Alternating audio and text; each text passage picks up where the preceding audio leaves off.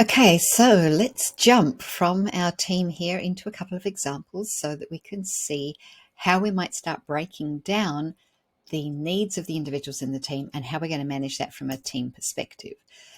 So let me jump to this example here. How are we going to manage this team? Now, we've got a group of people in here, and you can see we've got the average falling away like this. Over on the right, I've got some of the ways, the process, if you like, or the framework that we're going to use to break down how we look at this team and how we manage this team. So let's look at this. What's the group's highest factor, meaning which is furthest from the center line to the right, to the highest, to the high side? And I'm sure most of you who've done your training or you've done some work with me already, you'll recognize already that the highest factor is factor D. So D is down here. It is the furthest on the high side from the midpoint. And we know that D equals formal, and people that have a need for rules and structure fit into this area. And you can see we've got 5 people all fitting into this category. So they're on the high side, moderately high, with a need for rules and structure. So then let's look at what the group's lowest factor is. Now, it's a bit of a toss-up, this one. So low will be anything to the left of the black triangular midpoint. So when we look at this one, it's a really close shave between A and B. But let's look at A because it is just that slight bit more. And so low A, moderately low A, means that we've got a more collaborative group here, and they're more team-oriented. They want harmony in the workplace. The next thing we look at is the widest factor combination. So what's the widest gap we've got? And what we can see here is that it is D over A. So these are the two that are furthest apart from each other. And that tells me that they are a low-risk team. They're not going to stick their heads out or want to take risks. They'll need someone leading them who will actually protect them and make sure that they've removed any risk of error, if you like. So what's the best way to run a meeting for this team? Knowing that we've got people who are low risk, they are highly collaborative, what would we do to run a meeting? Well, the best way to do this is actually to be prepared. And we want to send a detailed agenda prior to the meeting and make sure we send out notes afterwards. Why is that? Well, that's because our people who need the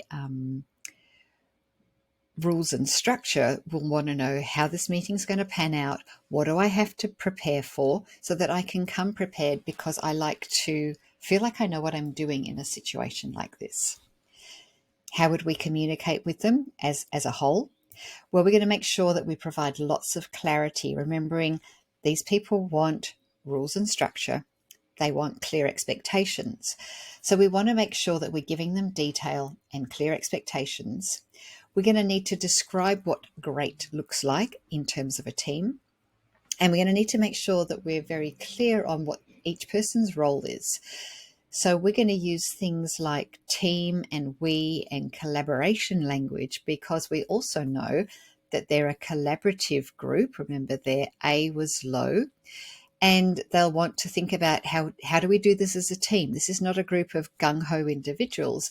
This is a team, and they want to operate as a team. Now, often as a leader, we have to implement change, don't we? So how do we implement change with a team like this? This is about their C drive. Have a look at where C lands. We've got a few people to the right and a few people to the left. So a few people high, a few people low. So we've got both things here as a variable. And what we would probably want to do here is make sure that if we're implementing any kind of change, that we're dealing with these people individually. So look at whichever individual it is, look at what's happening, because the people on the high side, so higher C, will be more resistant, isn't quite the right word, but they'll be more hesitant towards change. And they will want to know why the change is happening, and they'll want to take it more slowly. People on the low side especially this one person here, is very adept at change. They're often change agents, in fact. So we'll need to actually deliver that in two different ways for these two different groups of people. Let's think about pace and how much pressure that we would apply to this group. And again, this is about C, but it's also about the relationship with A. So if we look at this group, we can see, in fact, that C is to the right of A. C to the right of A means responsive. And so the majority of people here will be more responsive. They'll want to understand the reason behind changes. They will not thrive under pressure. So we'll need timelines, they'll need notice, you'll need to make sure that priorities don't change up a whole lot. Some people here will be okay with that, but particularly this person here is quite comfortable working under pressure because their A is to the right of their C. But that will probably be the only person on this team who really feels that way. Others will want a lot more time to process things, and you will need to try and remove the pressure by giving them more notice, if you like. So then let's have a look at how much structure and rules do they need? How much time do we need to give them for training? So in fact, we've got probably lots of structure here because everybody pretty much is high D. So a big focus on individual learning goals, and they'll be more confident when they feel like they're subject matter experts in their field. So quite a lot of time for training, quite a lot of effort put into training, and quite a lot of structure around the things that you do. So that's one example. Let's move to a second example. And we've got a different team here. You can see I haven't bothered with the names. This is the other way that the analytics report looks. So the group's highest factor here, I'm going to let you say it. That's right. It's A followed by B. So A is that dominance. People who need independence, they need some control over their own activities, and they're also quite socially driven. So they want to verbalize their ideas and their thinking. Their lowest factor in this case, what would you say? That's it. You've got it. It's C. So C, as a group, this group needs a fast pace. They want variety. They will thrive under pressure because their A is to the right of their C. So A is greater than C. Their widest factor combination, I think I've just given that away, is A over C. They're proactive. They've got a very positive response to pressure. So you can load these people up a bit more if you like. What's the best way to run meetings for this team? Okay, we're going to have to keep them focused on the goal or the outcome. Yes, let people talk through their ideas. They will need to talk them through, but when people talk through a lot of ideas, it's quite easy for them to get off track. And so your job as leader will be to keep focusing them, refocusing them on the objective, while allowing some of that talking to take place. Now, how are we going to communicate with this group as a whole? Let's look at what we've got here. We've got some outgoing, socially poised people who want to have some kind of level of control and they want to move fast. It's going to be a challenge. So we've got to try and rally them around purpose and vision and goals and making sure that they're focused on results. Allow them to move fast, give them fast information, short emails, bullet points, not long, lengthy, wordy type of things. Give them clear timelines and deadlines, but you've got to let them achieve things by themselves. So you're not going to micromanage, you're not going to keep looking over their shoulders, but you're going to make sure that they're getting enough information without overloading them with information. How are we going to implement change with this group? This is their C drive, and we can see it's probably their strongest drive of all.